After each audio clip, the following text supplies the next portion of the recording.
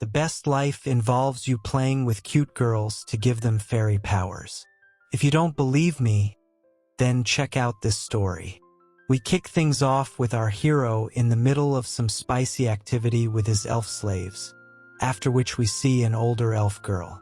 She tells the younger elf girls to marvel in front of their master's power, and then we learn that our hero's name is Hashi Bami Yoke. The older elf girl tells him that they can work for each other's mutual benefit because they both have things that the other desires. This is why from now on, she wants him to play with her elf girls every night. This sounds like a dream come true for any boy out there, and anyone who says otherwise, they not like us. Now, our hero talks to us and says that he has a lot of worries. His first issue is that he's short, then he states that he has no spare time for studying, and he also seems to have some weird obsession with leather shoes. Now, we see a cute girl who ponders if there is any kind of spirit that can help her with studying while she's sleeping, and this catches Hashi's attention.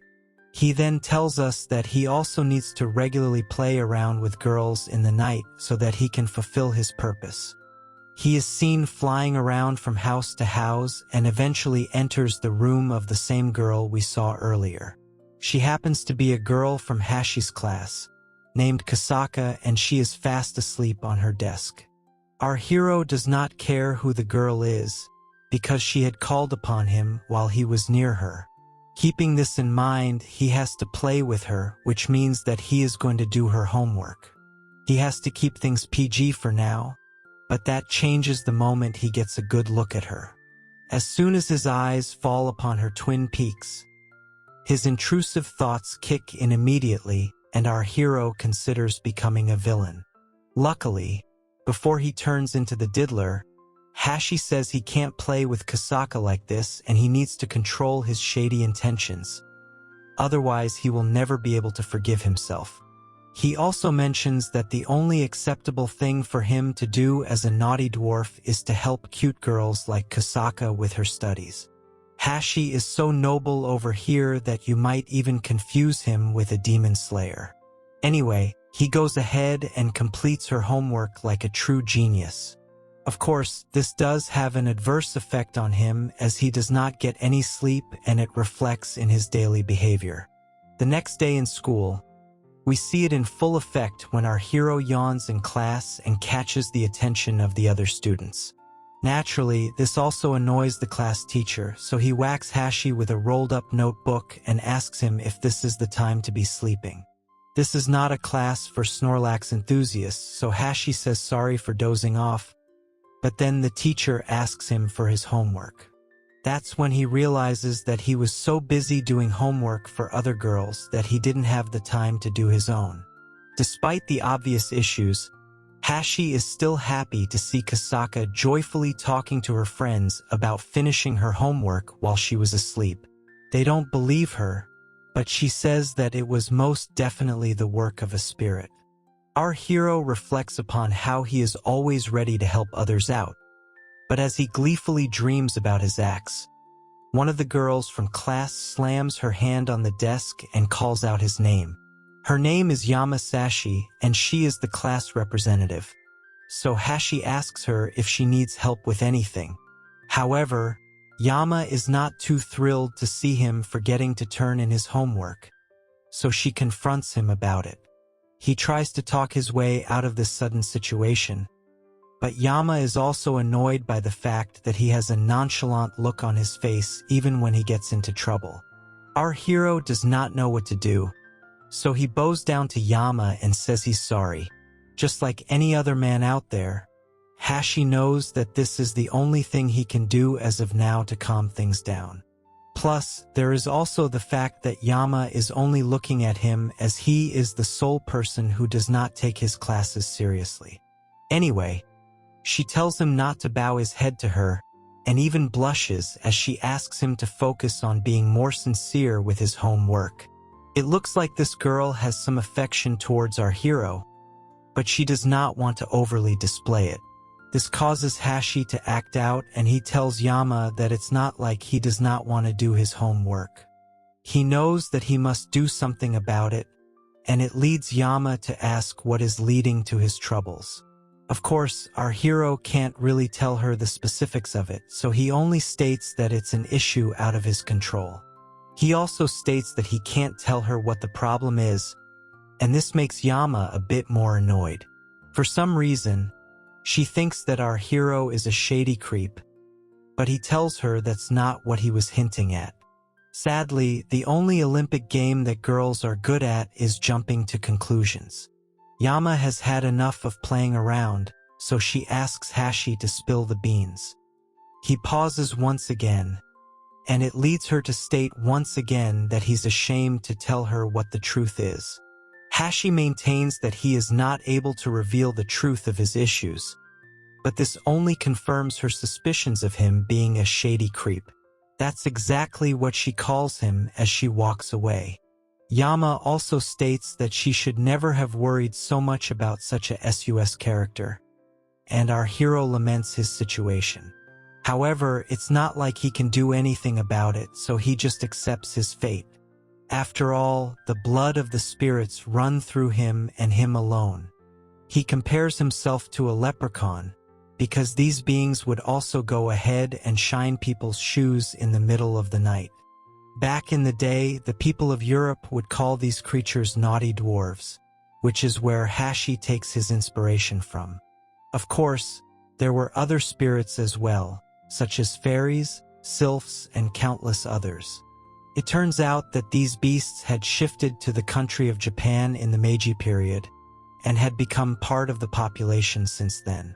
After all, Europe was not easy to live in during the Industrial Revolution, so Japan made for the perfect spot as it was the land for deities and spirits.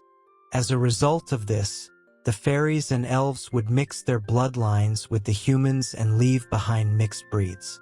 That also includes our hero's bloodline, which explains why he has such powers. The problem for him is not his power, but rather the impulses that his naughty dwarf blood comes with. He keeps getting intrusive thoughts, as we had seen earlier when he had helped Kasaka with her homework. If he is not able to keep these impulses in check, it becomes very difficult for him to live his daily life.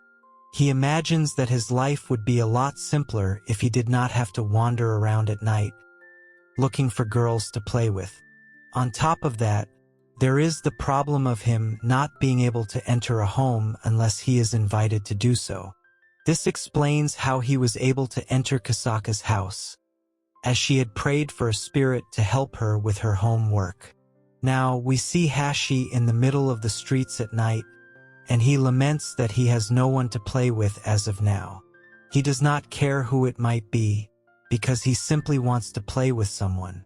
At this very moment, we see a cute girl right behind him, and it's none other than Yama who asks if our hero is all right. She wonders if he is feeling ill, but Hashi tells her that he is fine. Of course, the issue for him is that the curvy babe has left her twin peaks to be openly seen by him, so his intrusive thoughts kick in once again. She's a bit confused, so our hero tries to fight back his naughty impulses, but it is of no use at all. He can't stop his hands from reaching out, and he ends up doing what no gentleman should ever do. As expected, the girl is shocked by what she has just experienced, but Hashi can only think about the thumping sounds of his heartbeats. He does not know what this kind of sensation is, but he also needs to realize what he has just done. He tries to apologize and says that he does not have any shady intentions, but he can't deny the fact that he has committed a prank of the nastiest kind. However, the response he gets is something that he did not expect at all. The girl starts to act in uncontrollable ways, and it looks as if she is experiencing some kind of intense passion. After what seems like a release, she blushes and says that something has happened to her blood. None of this makes any sense to our hero, but Yama seems to have understood what this is. She holds his hand and asks him to follow her, because there is something that she needs to verify. Hashi fears the worst, but he plays along for now and is eventually taken to her house. which is a giant mansion. Our hero is shocked to see the size of this place, so he asks Yama if it's all right for them to intrude at such an hour. The curvy babe does not care and drags Hashi inside because she knows what she is doing. Now, she sits down and nervously asks him to do more to her, just like he had done earlier. This comes as a shocker to Hashi, but Yama tells him to touch more places which he has never touched before. This is like a dream come true for any teenage boy, but our hero does not know if this is a test or real life. Yama once again tells him to do as she says, but he is not sure if touching her sensitive areas is the right way to go. It's obvious that he also wants to do these things, and that too in a way where he can't hold back. On top of that, he seems to have much stronger impulses towards Yama, more than anyone else. He can't hold himself any longer, so the moment Yama tells him to do it again, Hashi decides to unleash the beast. He goes straight for her twin peaks, but it's at this very moment when another cute girl enters the room. She asks Yama if she has brought a guest with her, but when she sees the shady things they are doing with each other, she states that they just might be acting out their desires. Suddenly, two other cute girls make their way to the scene, and they ask what Yama is doing with a boy. It seems to be a very big deal for Yama to have a romantic interest, but they decide to blame both of them for their actions. Yama is at fault for calling a boy to her place, and Hashi is at fault for giving in to his intrusive thoughts. Of course, he does not like the fact that they think he is trying to have his way with Yama, but the girls don't even listen to him. Instead, they tell Yama to control herself and be more careful, but she tries to clear the confusion by saying Hashi is actually an amazing boy. She goes on to confess that she felt something special even when he touched her for a bit, which is a rather bold statement to make. However, this seems to make the other girls take this matter more seriously, even though Hashi is still trying to figure out what he has gotten himself into. Now, one of the girls asks Yama if she has given her flower to our hero, and this causes a hilarious moment. The other girls start asking her how far along she and Hashi have done shady things to each other. So our hero tells his school rep that she needs to work on her phrasing. Yama does not see any issues with this, but he states that her words are not exactly framed the right way. Of course, this only makes matters worse when Yama says that she felt amazing when Hashi touched her twin peaks. This causes the other girls to stand there in shock, and even Hashi tells her not to use such words. Now, one of the other girls seems to have understood what Yama meant by this, so she asks her friends to check out Yama's ears, and she also seems to refer to her as Oni-chan. This is a bit confusing for our hero, but then the girls feel Yama's ears and notice that they are becoming a bit pointy. The girls seem to have understood what's going on, so they take one more confirmation from Yama that her ears became this way only after Hashi touched her. Essentially, this means that her blood has awakened, and she has our hero to thank for it. Yama tries to justify herself now by saying she did not have any shady intentions, but only wanted to see what kind of powers Hashi had. Of course, the other girls find the nature of this power a bit odd. After all, it's not every day that you see a boy awakening elf blood by touching on some twin peaks. Yama has had enough of this because she wants to see actual proof rather than arguing about it. With this, she grabs Hashi's hand and brings him towards her, much to his amusement. The funny thing is that it's not just Yama, but all the other girls as well who make him enjoy their twin peaks to see if he can awaken their blood too. Our hero is pretty much in heaven right now because the girls are getting excited from his actions. As luck would have it, Hashi's powers come to the party once again, and he is able to turn all these girls into elves with the magic of his shady touch. Neither her nor the elf girls are able to digest this fact, so they wonder what on earth is going on over here.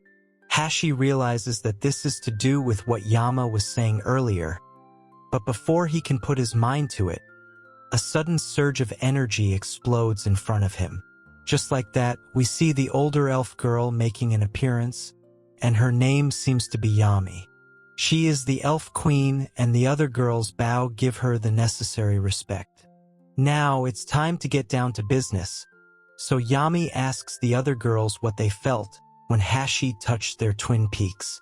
They are a bit shy to say it, but a girl named Akira openly declares that she felt good when this happened. She is told not to speak like this, especially because she is a girl, but that does not matter to the elf queen. She orders the other girls to answer her, so they apologize for being shy. Now we turn to a girl named Suki, who confesses that she felt a lot of excitement when she was touched by our hero.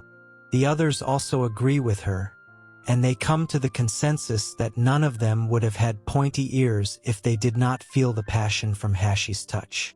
Yami asks them if they know what this means, so they state that the blood which was dormant in them for all this time has finally started to awaken. They are all in agreement over this, but Hashi raises his hand because he has some doubts. He wants an explanation for all of this, so Yami decides to entertain him. She has no shame as she tells him to play with one of the girls even more, but our hero does not know if that is a good idea. He stands there clueless, so the elf queen explains that he will understand this only after he gives it a go. Hashi is in a rather unique position now because even if he is being told to choose one of the girls and go further with them, he is a bit spoiled for choice. Yami realizes that Hashi is not going to make a choice quickly, so she turns to the elf girls and tells them to choose a candidate from themselves. Basically, it looks like the one whose power will awaken the most will go on to become the next elf queen. Suki says that it only makes sense for the oldest of the lot to go ahead, and it so happens to be her. However, Yama says that she should be the one to try it out because she is the one who brought Hashi here in the first place. The girls are amazed by her initiative, but she also says that Suki is a bit too responsible when it comes to the topic of Elf Queen. On top of that, it would not be right to hand over her body to Hashi right after meeting him. Since Yama is our hero's classmate, it only makes sense for her to be the one going in. Hashi asks her if she is sure about this, but she counters that her opinion is not relevant here. It's all part of her duty as an elf, and she can't go back on her loyalty to her people. Plus, the elf queen has issued the order, so it's not like she can say no to her.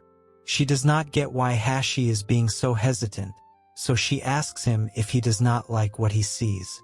She even calls him a shady creep again, so Hashi hilariously says that's not what he means. Either way, he is stuck with her, and she makes it known to him by slamming her hand on the desk once again. The elf queen figures that our hero can't just go ahead and do as he pleases if Yama is doing it as per an order, so she gives him permission to mess with her as much as he wants. Now, Hashi approaches Yama, but thinks back to how he's usually enjoyed messing with people before. It was different before because his targets were not aware of what he would be doing to them, but in this case, he is being told by the target to do whatever he wants to them. As expected, he is conflicted for a moment, but soon enough, he realizes that he gets to play with his class rep as much as he wants. His intrusive thoughts kick in, as do his shady impulses, and they don't stop at all. It is because of this impulse that he does things he would never do otherwise, especially those that he would consider to be forbidden. Enough is enough, so he goes ahead and begins to play with Yama as he wishes. Her reactions are a bit much, so our hero turns to Yami to see if she is fine with this. The elf queen tells him that he may continue, so our hero unleashes his inner beast. Seeing this makes Yami realize something about Hashi, and then we see Yama going mad over his actions. Things are getting extremely passionate, so Yami feels that this should be enough for now. She tells Hashi to stop, so he does as he's told, But then it looks like Yama is going through some kind of transformation. Everyone gazes on in shock and wonder as they see her in her new form, as she now looks like a mythical elf girl from another world. Now, the elf queen asks Hashi if he is a descendant of the leprechauns, and he is surprised by how she was able to spot this so easily. Yami says that it is expected for her to know these things, because she is the queen of this country in the nighttime. She also knows that the recent tinge which Yama had felt was because of a naughty dwarf's power. She then points out that Hashi has been facing issues due to his shady impulses in the night, and this makes our hero speechless. The elf queen goes on to state that the blood that lies within him is very strong due to the spirits they come from. This means that all of his shady acts have the same kind of power as a mana intervention. It is this power that was strong enough to awaken the blood that had lain dormant inside Yama for all these years. Hashi does not get what she means by power of blood, so Yami explains that elves also have the blood of spirits running through them just like humans. Adding to this, she states that it's the blood of these spirits that are chosen to rule over the world. This is also known as the blood of the royal elves, and the girls our hero has just touched happen to be from that class of elves. Hashi now looks at Yama, who does look like an elf, but is also dressed in a way that would awaken anyone's shady intentions. She tells him not to look at her, and she seems to be a bit flustered by everything that has happened here. Hashi says sorry, but he confesses to us that Yama is looking way too appealing for him not to gaze at her like this. Yami has all the info she needs, so she asks our hero for his full name and he gives it to her in awkward fashion. This makes the elf queen give a mischievous grin, and she points out that Hashi's full name reminds her of the Asian hazel trees which are loved by tree spirits. Yami now looks at her elf girls and calls out to them by their names, so that it becomes easy for us to know who they are. There's Yama, the shy Suki, the naughty Akira, and the tomboy Koyo, all of whom are ordered by Yami as their elf queen, aunt, and guardian.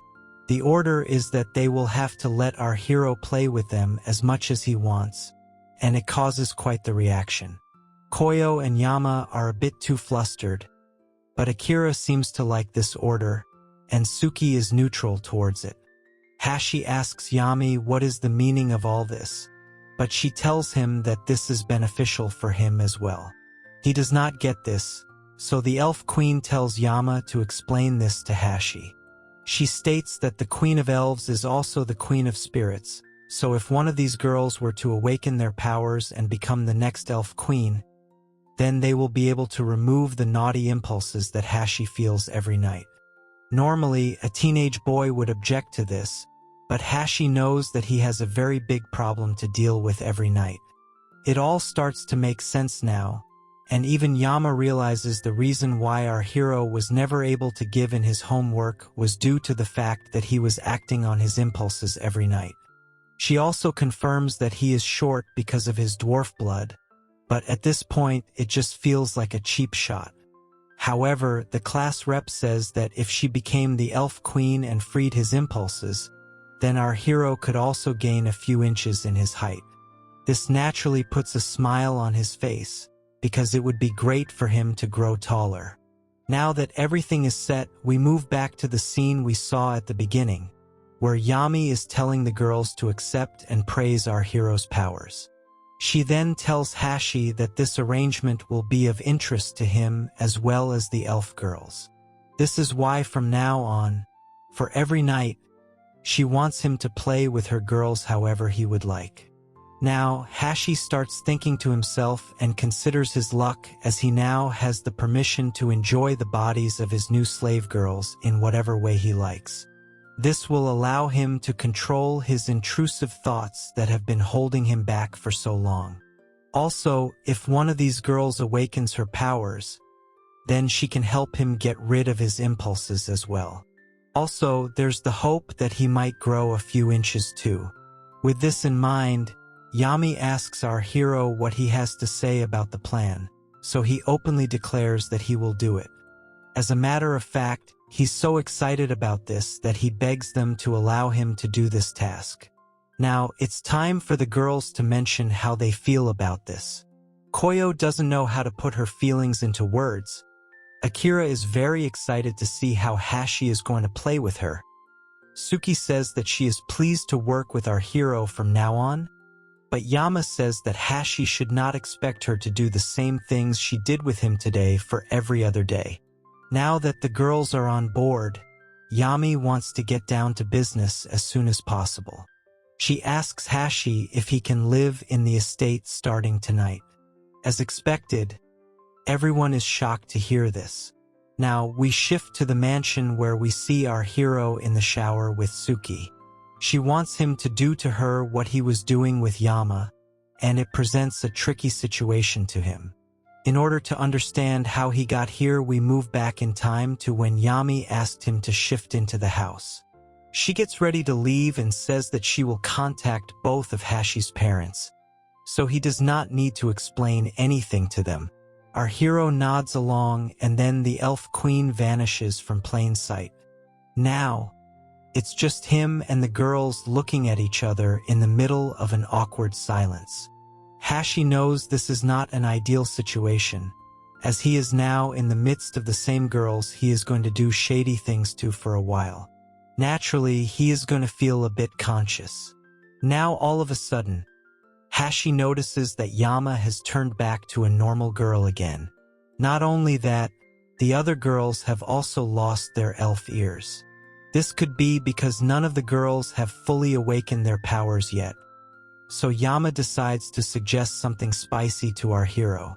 However, before she can say anything further, Suki suggests eating dinner first, so the elf girl agrees. Suki seems to have already gotten a lot of items by going shopping earlier, so she decides to cook for everyone. She puts on the apron and asks our hero if he is hungry, but he says that he has already eaten his food. This doesn't stop Suki, so she asks him if he would like to take a bath instead. This would be a good way for him to spend his time while the girls eat their food. Hashi doesn't think this is a bad idea, so he goes to the bathroom and chills in the massive tub. As he rests, he starts to think about his new slave girls. First of all, there's Suki, who he is guessing to be the oldest of them. She is a very charming girl who is as adorable as a fairy. After her comes Yama, who is familiar with him due to them being in the same class together. She is a beauty who has outstanding style, especially after Hashi saw her elf outfit. Next up is Koyo, who is a tomboy but also has a unique sense of fashion and style. Finally, there's the youngest of them all, Akira, who has massive twin peaks and is an easy pick for those who like lollies. As he bathes in this water, Hashi wonders if it really is a good idea to mess around with such beauties. There's the fact that he does not like to allow himself to do such things, but then he also has to consider that all of these girls are sisters. It's at this very moment that Suki enters the bathroom and causes our hero to panic some more. He wants to know what she is doing here, but she tells him that he does not need to be so formal with her. After all, they are pretty much like stepbrother and stepsister now, which can only mean one thing in today's culture. Suki repeats what Yami had said about the girls needing Hashi's powers, and him needing their curvy bodies for his impulses. However, the Suki has come here in nothing but a towel is a bit careless as per what Hashi believes. He would much rather talk properly with her, but she moves in close to him, raising the temperature even further. She tells him that she wants to be naughty with him the next time he decides to unleash the beast, and it makes our hero a bit nervous. Basically, even though Yama was the one to explain the powers and make fun of Suki, it's still the oldest sister who feels that she will be the one to become the next elf queen. This is mainly due to her age, as she feels that things should always be in the right order. Now, this brings us back to the earlier scene where we saw Suki presenting herself to Hashi. Of course, he feels that she is being a bit too direct for his liking, but his intrusive thoughts start to kick in. She further tempts him by saying he is the only one she can rely on to give her what she truly desires. She then tells him to do as he pleases with her, and this only instigates his impulses even further. Since he is being asked to do this, he has no other option but to give in and get freaky. To kick things off, he uses the jet spray in the bathroom and unleashes a water attack on Suki. Hashi manages to get what he wants, and he likes what he sees, but the elf girl does not look too impressed with a simple water attack. She asks Hashi if this was all he had, so he wonders what she means by this. Suki explains that even her ears won't change with this because she has not been touched by our hero. She then sticks her arms out and tells him to do more amazing things to her. This pushes Hashi to unleash the beast within, and he goes on to do unspeakable things to Suki. Soon enough, she enjoys the sensation so much that she awakens her powers and transforms her ears. Suki is thankful to our hero for what he has done, but he tells her not to mention it. She also tells him that he should feel free to do a lot more from now on, because that is what it is going to take for her powers to truly awaken. However, as she says this, her towel drops down and this causes our hero to get a full frontal view. He tries to insist that he has not seen anything, but we all know that's just a lie. He decides to run away from the scene before things get even more awkward, but Suki doesn't seem to mind as long as it's him. Later, Hashi gets done with changing his clothes and sits in his bed as he remembers Suki telling him to ask her if he needs anything else.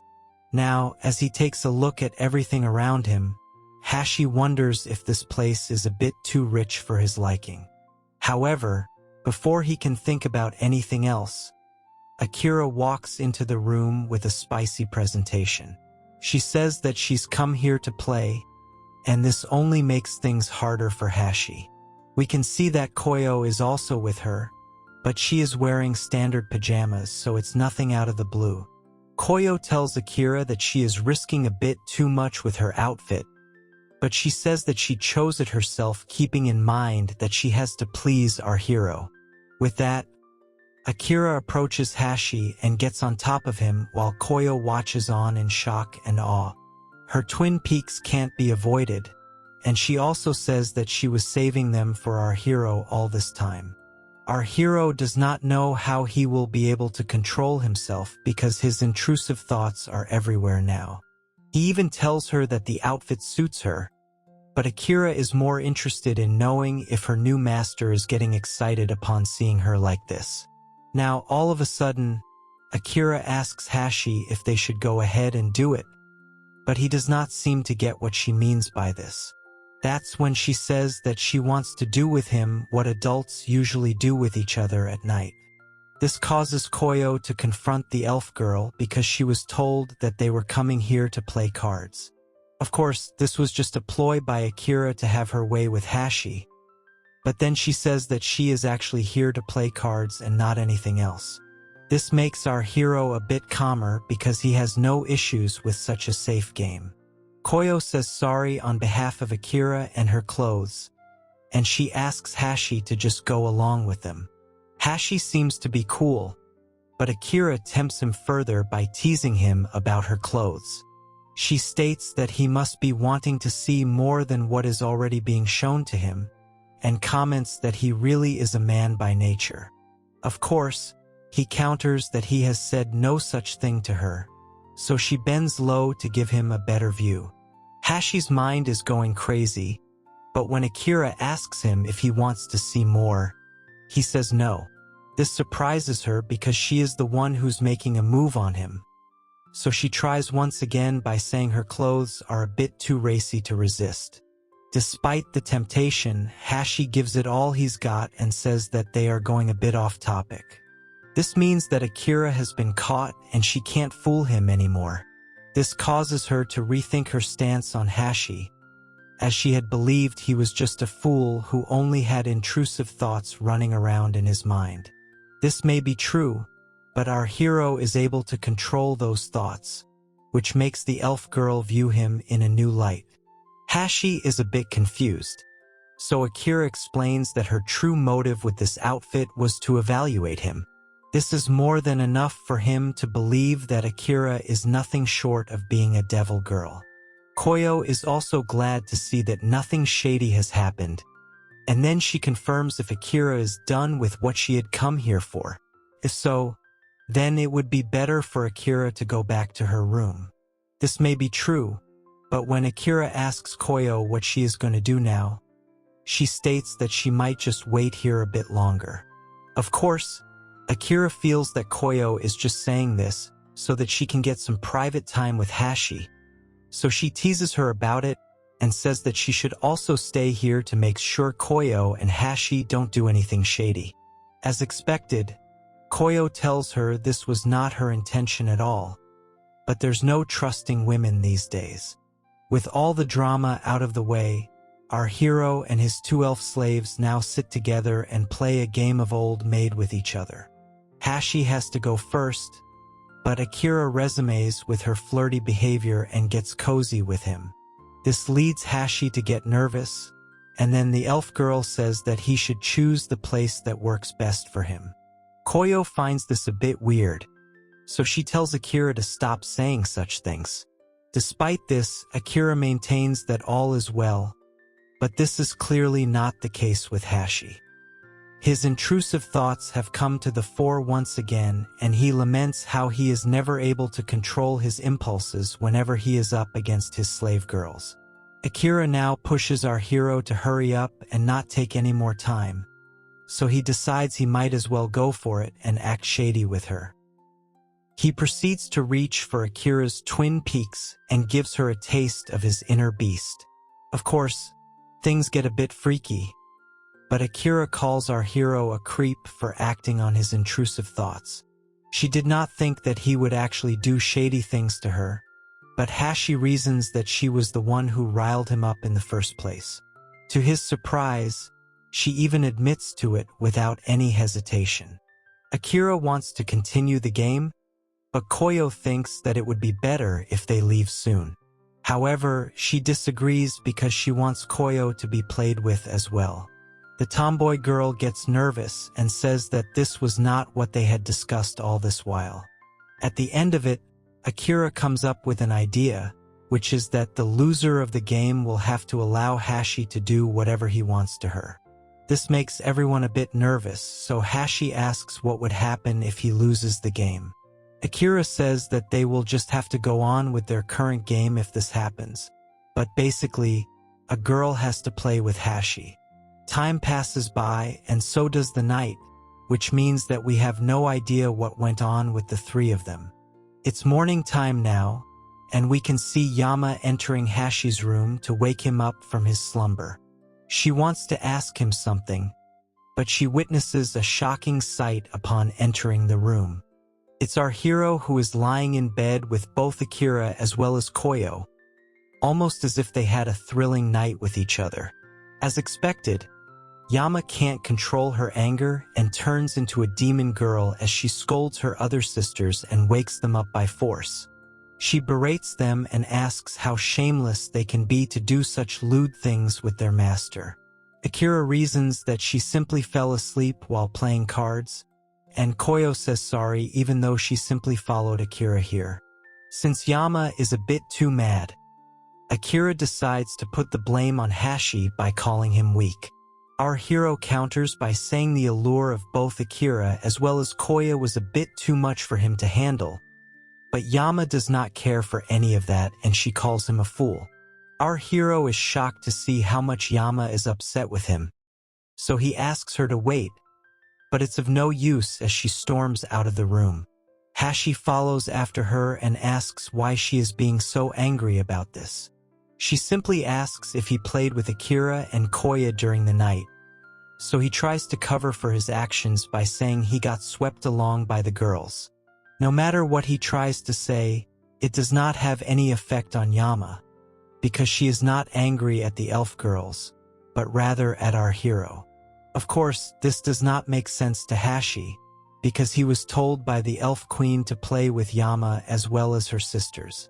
However, girls do not like to follow logic when they get jealous, so Yama says that Yami did not specifically tell him to act shady with all the girls. Hashi does not understand anything about this, so she puts it bluntly to him that he can only get freaky with her. Essentially, Yama wants to have a monopoly over Hashi, but he still does not know what he is being dragged into. Now, we shift to the school where Yama is sitting on the stairs and thinking about her desires for Hashi. We switch to the classroom where all the students are chatting with each other. So Yama decides to bring some order to the scene as she is the class rep. She tells all the kids to be quiet and get seated as the teacher will be walking in soon. The other students are not too pleased to see her bossing them around, and they comment on how Yama always has something to say in the morning. In the middle of all this, Hashi can be seen thinking about what Yama had told him earlier at the mansion. He knows that Yama is an honest and serious girl in his eyes, and we see it in full effect when she answers a question in class. All the kids are in awe of her intelligence and they congratulate her for giving the answer.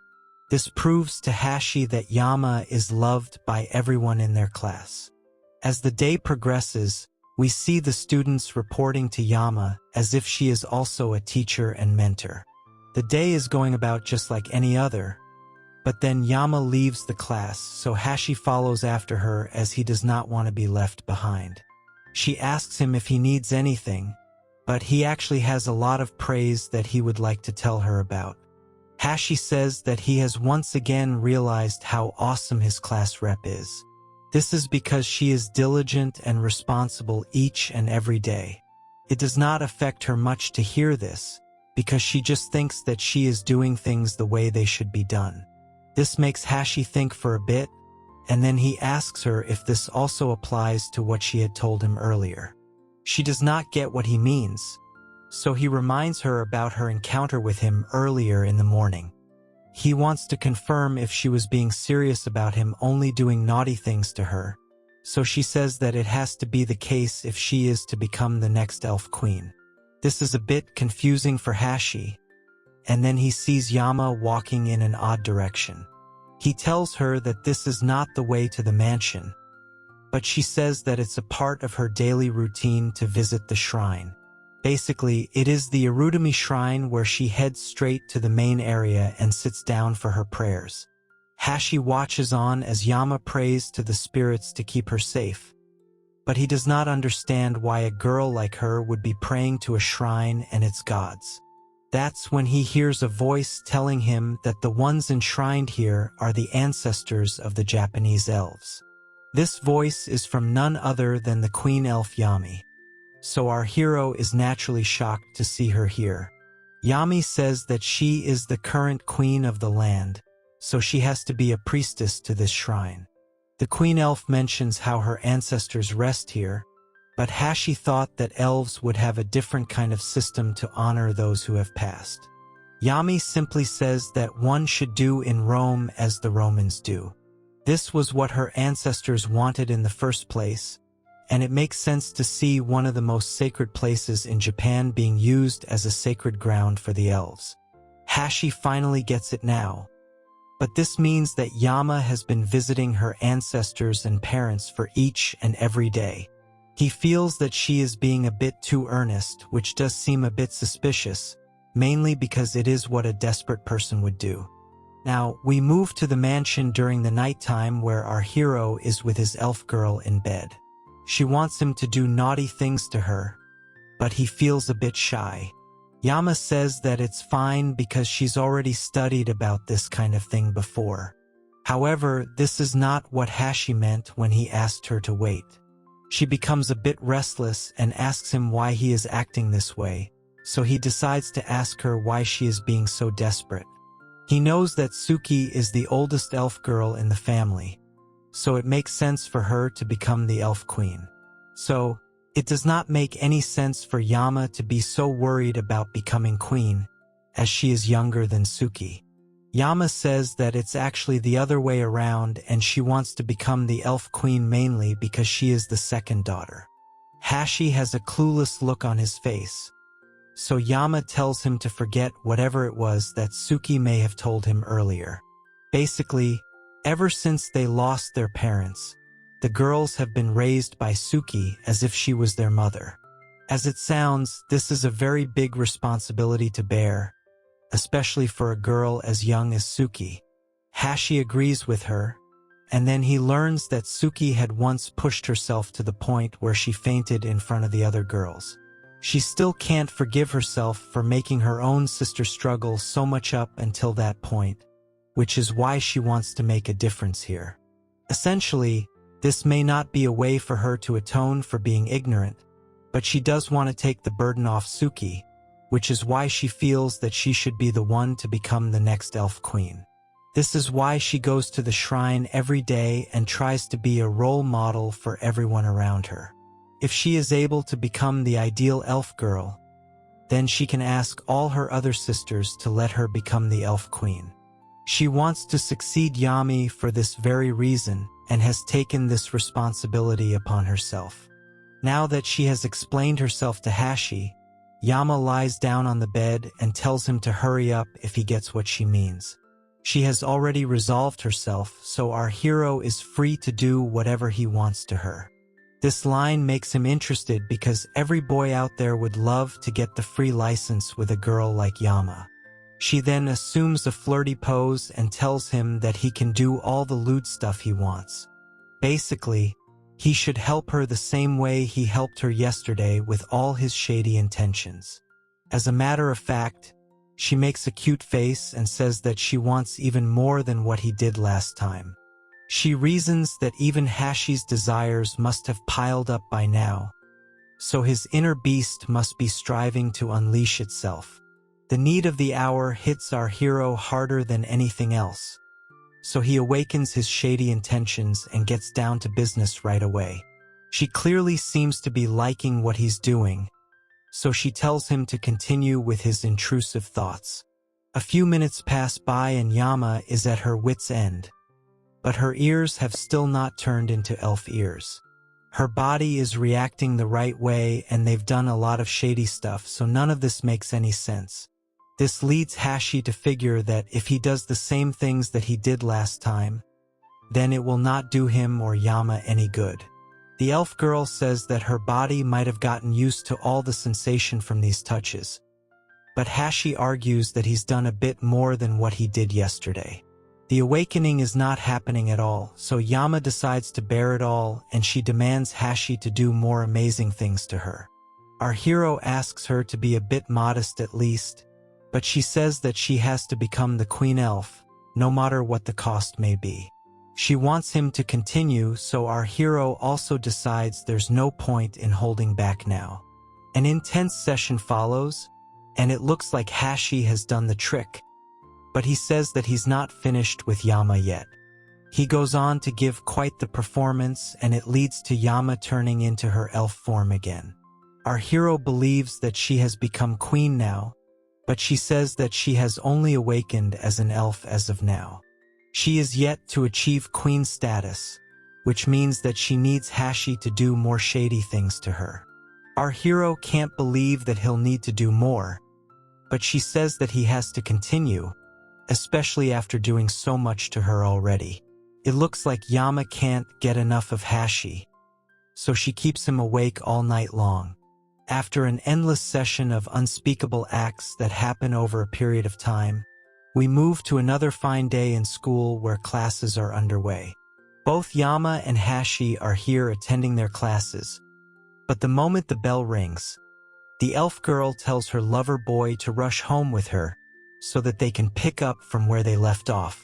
She feels that she's getting used to his actions now, so she might just become the elf queen tonight. Hashi is not too keen on doing these lewd things today as well, so Yama feels offended and asks him if he does not like her body. She goes on to reason that it would be better if she became queen as soon as possible, because that would put an end to his impulses as well. Hashi agrees with her, but he is not sure if he can be used as a piece of meat so often. Either way, She drags him away from class, and the other students wonder what's going on between them. Soon enough, they're back in the mansion, and Yama gets her uniform off as soon as possible. She wishes to go ahead this way because it would be a waste of time for her to change clothes as well. Naturally, Hashi is a bit taken aback by how direct Yama is being with him, but then something odd happens. He is not reacting to her the same way he did last night, so she asks him what's going on. That's when he realizes that he is not feeling any intrusive thoughts anymore. Yama does not understand why this is happening, so Hashi reasons that this might be because they have been doing shady things day after day. Now that he does not have any impulses inside him anymore, all of Yama's efforts seem to have gone to waste. This causes her to lose her mind, because she might not be able to become an elf queen now.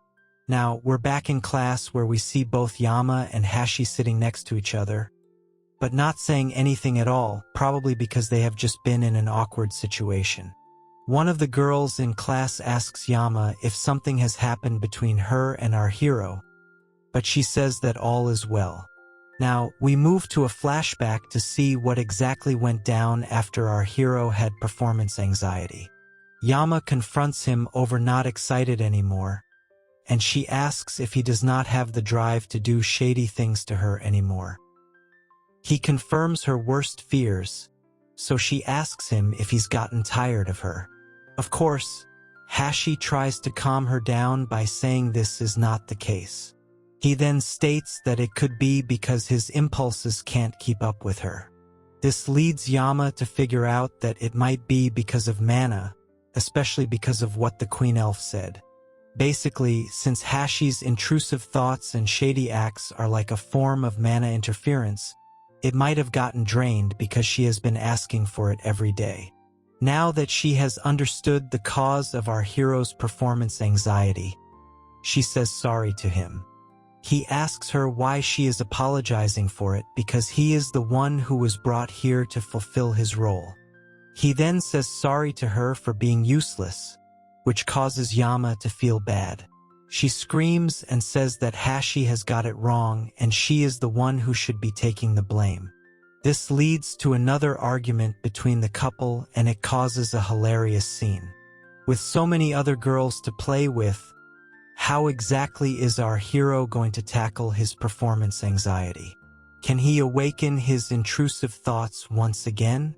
Like, share, and subscribe if you like this story and want me to continue.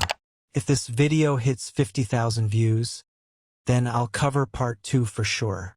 Okay then, see you in the next one.